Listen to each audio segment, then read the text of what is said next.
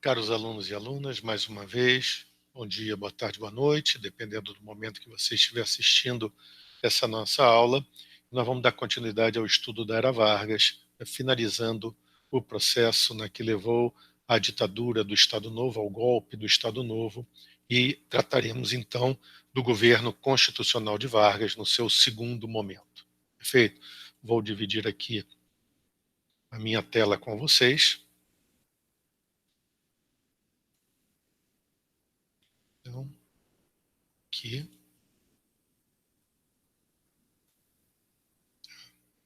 E temos então, vimos na nossa última gravação, tá, o processo lá inicial do governo constitucional, o fato de que Vargas se sentia incomodado pelos limites que a nova Constituição impunha ao Executivo Federal, e vimos então a repercussão da radicalização ideológica que acontecia no mundo entre fascismo e antifascismo, ou, se você preferir, fascismo e comunismo, dependendo da região, tudo bem? E o surgimento, então, de duas organizações no Brasil, a Ação Integralista Brasileira, próxima ao fascismo, e Aliança Nacional Libertadora, que seria a frente antifascista, cuja liderança principal seria dos comunistas.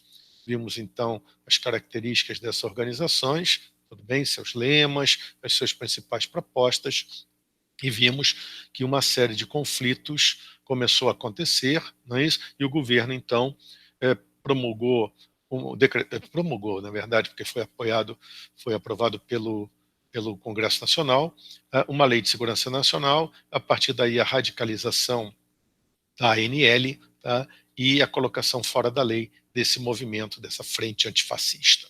Perfeito.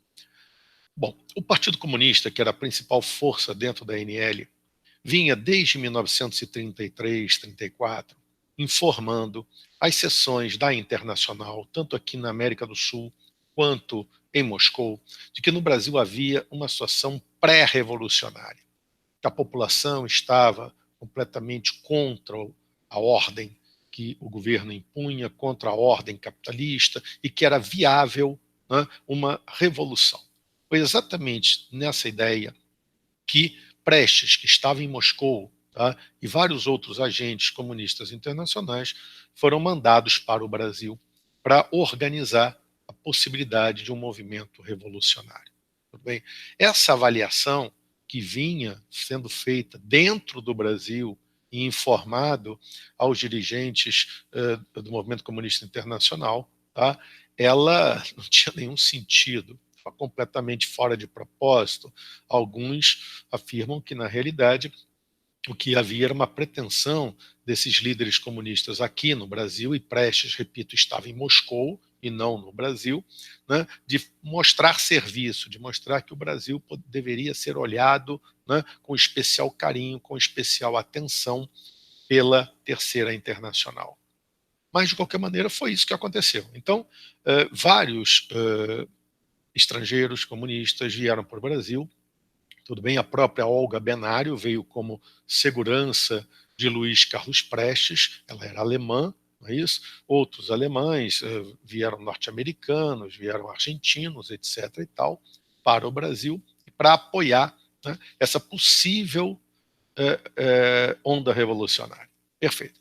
Quando a ANL foi fechada, no início a ANL não tinha pretensões revolucionárias, diante da Lei de Segurança Nacional, diante do manifesto de Luiz Carlos Prestes em nome da Aliança Nacional contra o governo Vargas e o fechamento da ANL, o Partido Comunista imaginou que ali estava, né, o início do processo revolucionário efetivo, porque, na avaliação comunista, haveria uma reação popular contra o fechamento da ANL, coisa que, na realidade, não aconteceu. Bem, aqueles setores democráticos, liberais, mesmo ligados à corrente socialista, não comunista, né, quando foi decretado o fechamento da ANL, protestaram, mas aceitaram o fechamento, foram para casa, numa metáfora, não foram para a rua para reagir ou coisa do gênero. Mas a direção comunista, tá, sempre em nome da bandeira da ANL, acreditou que, chamados a um movimento armado, tudo bem, essas pessoas apoiariam esse movimento. Então foi tramada o que foi chamado, né, da revolução que os comunistas queriam fazer e tomar o poder e derrubar o governo Vargas. Além disso, o Partido Comunista tinha uma infiltração policial e informava as figuras do governo aquilo que estava sendo tramado, perfeito? De qualquer maneira, o movimento começou em novembro de 1935 e começou em Natal e Recife. É estranho porque, né, sendo um movimento sob liderança comunista, ele não tenha ocorrido inicialmente, tá, no meio operário, por exemplo, que imaginava-se seria, né, o local, quer dizer, o setor da sociedade que mais apoiaria os comunistas. Não. O que houve aqui, tanto em Natal quanto em Recife, foi a participação de militares que tomaram quartéis. No caso de Natal, chegaram a tomar a cidade de Natal. O governo estadual fugiu, o governo municipal, os governantes fugiram por o interior e durante 3 dias formou-se aquilo que na história do movimento comunista brasileiro chamou-se de Soviet de Natal. Em Recife também o movimento foi fundamentalmente militar. Esse movimento começou no dia 24 de novembro, em Natal, e se estendeu para o Recife, mas só no dia 27 é que no Rio de Janeiro também o movimento foi iniciado. E na verdade, limitado esse movimento a quartéis, onde, né, os militares ligados à ANL tinham força, particularmente o 3º Regimento de Infantaria, tá certo? Aqui na Praia Vermelha. E foi rapidamente cercado, porque nos outros quartéis eles não conseguiram, os membros da ANL, os comunistas, não conseguiram, né, dominar os quartéis, mas aqui eles tinham dominado, né, e houve então o cerco, o bombardeio, tá certo? Aqui um mapinha mostrando a evolução dos acontecimentos em Natal e em Recife, aqui no Rio de Janeiro, e aqui um esquema do que foi o bombardeio, inclusive com a utilização de navios, da Marinha de Guerra, de aviões, tá, para pôr fim aos rebeldes, né, da Praia Vermelha. O interessante é que quem conhece, né, o Rio de Janeiro, conhece, né, a estrutura da cidade, o 3º RI, que hoje não existe mais, ele, na verdade, estava no pior lugar para você começar qualquer tipo de movimento, porque fechou ali a Rua Pasteur, né, você cerca completamente os que tentarem a revolta. De qualquer forma, essa revolta deu margem ao governo,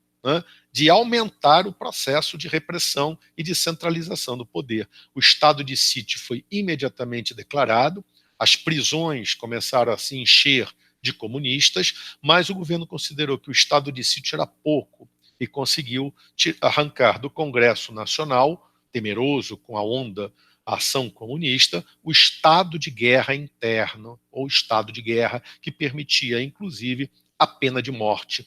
E logo depois a instauração de um Tribunal de Segurança Nacional para julgar os acusados de crimes contra a segurança nacional durante aquele período. Então, caminhávamos para um processo de repressão cada vez maior. Tá? Aqui nós temos o Tribunal de Segurança Nacional funcionando, tudo bem, com uma lei de exceção, e aqui Luiz Carlos Prestes, né, no interrogatório diante do quartel lá no quartel da Polícia Especial, que era a polícia política de repressão, né?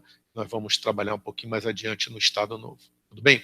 Acontece que a intentona comunista tendo sido derrubada, havia toda uma programação eleitoral. Repara, o estado de guerra foi prorrogado várias vezes, tudo bem?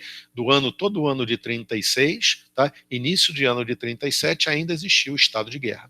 Mas ele existia as eleições presidenciais convocadas diretamente para 1938, quando Vargas tinha que deixar o poder porque ele não podia ser candidato. Em dezembro de 37, surgiu a candidatura de Armando de Sales Oliveira, que era governador de São Paulo, deixa o governo de São Paulo e é do Partido Constitucionalista de São Paulo e representa a oposição liberal. E o governo, então, propõe uma candidatura de um ministro, né, da Aviação e Obras Públicas, chamado José Américo de Almeida, tá, que seria o candidato, em tese, eu coloquei entre aspas, da situação, porque Vargas nunca efetivamente vai apoiá-lo. Tá? E Plínio Salgado, como líder da AIB, também se propõe candidato. Ora, Vargas e outros amplos setores da sociedade brasileira, militares, empresários, líderes sindicais, amplos setores realmente da sociedade entendiam que, diante daquela situação caótica, que não se sabia muito bem para onde ia, Vargas era a melhor solução e, portanto, era necessário um golpe continuista. Ou seja, segundo a Constituição, Vargas não podia ser candidato, mas ele poderia, quem sabe, criar uma determinada situação que levasse a ampla maioria da população a aceitar um sistema ditatorial em nome da defesa da ordem. Tudo bem? E para isso, vários movimentos foram feitos. O principal, o penúltimo deles, a chamada Missão Negrão de Lima, quando esse deputado mineiro foi enviado a praticamente todos os estados brasileiros em outubro de 1937, foi quando ele finalizou a missão, foi em setembro que ele começou, tudo bem? Ele só não foi a Pernambuco e a Bahia, porque sabia que os dois governadores não aceitariam a proposta que ele estava fazendo, e ele consulta então os governadores sobre uma intervenção do governo impedindo as eleições presidenciais, fazendo com que elas não acontecessem e garantindo a continuidade de Vargas no poder num regime mais autoritário centralizado. Tá? O próprio Plínio Salgado apoiou essa solução, consultado por algumas figuras ligadas a Getúlio Vargas, não o Negrão de Lima, e teria o Plínio Salgado, a ele sido oferecido o Ministério da Educação num governo ditatorial de Vargas. E a promessa também de que a AIB seria mantida depois do golpe, que seria, enfim, se fosse bem sucedido. Todos os governadores apoiaram, porque, entre outras questões, Negrão de Lima deixou claro que eles seriam mantidos como governadores, só que na qualidade de interventores, e o governo, então, essa notícia dessa missão vazou na imprensa, e o governo teve, então, que correr. O golpe estava marcado para o dia 15 de novembro, mas o governo acelerou esse processo quando temeu que houvesse reação contra essas articulações golpistas, e utilizou-se, então, de um famoso plano Cohen. O plano Cohen, tá? Vou ver se eu mostro aqui para vocês, foi um plano, perdão, antes, aqui, as charges que já mostravam que Vargas não queria os candidatos, não queria as eleições, que o nome dele, Getúlio, tá vendo aqui, no meio a virtude, vários possíveis candidatos, tá? E aqui, tudo bem, o nome de Getúlio como aquele que efetivamente é aquele que deve continuar. Tá? E aqui Vargas colocando bananas à frente do Palácio do Catete, sede do governo federal brasileiro, para impedir, evidentemente, que outros assumam, cheguem, não é isso, ao Palácio. Isso também uma charge de 37, essa de janeiro, essa aqui tá, de abril de 37. Perfeito? Então, já se sabia do desejo continuista de Getúlio Vargas. Mas o plano Cohen foi um plano feito, elaborado por um militar chamado Olímpio Mourão Filho, vinculado à Ação Integralista Brasileira, que era um dos membros da Ação Integralista Brasileira. Ele, então, elaborou um plano falso, tá certo? Para mostrar como os comunistas estariam planejando tomar o poder. E esse plano foi revelado à imprensa no dia 30 de novembro, tudo bem? E no dia 1º de outubro está aqui, ó, Correio da Manhã, um importante jornal do Distrito Federal, mostrando como os comunistas, o Comintern queria tomar o poder. Ora, os comunistas nesse momento estavam completamente desarticulados, os seus líderes presos, muitos tinham sido mortos, outros presos e torturados, enfim. Tá? Não havia essa ameaça nesse momento, mas a intentona comunista de 35 estava muito recente na cabeça das pessoas. Então, quando esse plano falso foi mostrado como sendo uma outra tentativa que os comunistas estavam planejando de tomar o poder, inclusive com o assassinato de algumas centenas de pessoas, tudo bem? O governo conseguiu a nova decretação de estado de guerra, porque ele tinha sido, enfim, retirado, tudo bem? Ela tinha sido prorrogada várias vezes, mas em julho ele tinha sido retirado, então, de novo, estado de guerra. Tá? E quando essa questão foi colocada de forma a criar o pânico, né, na sociedade brasileira, Getúlio Vargas, tá, em 10 de novembro de 1937, com apoio militar, fechou o Congresso Nacional, fechou o Senado, fechou a Câmara, tá certo? E implantou um regime chamado Estado Novo, uma ditadura. Tá? Sobre o Estado Novo, sobre essa ditadura, nós falaremos nas nossas próximas aulas. Aqui também mais uma charge interessante, mostrando os diversos momentos, né, de Getúlio Vargas, como ele vai fechando a sua cara, não é isso, até se transformar em um ditador. Belmonte sempre foi um crítico, né, do governo Vargas, e aqui eu passei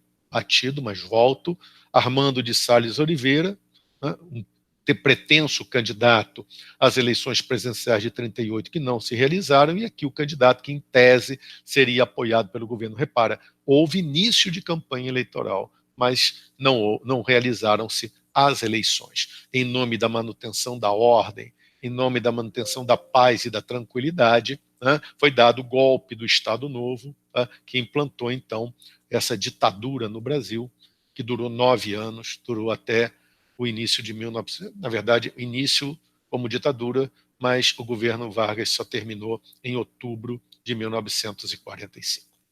Mais uma vez me despeço, agradecendo a paciência de vocês por terem assistido. Tá? Desejo a todos saúde e paz.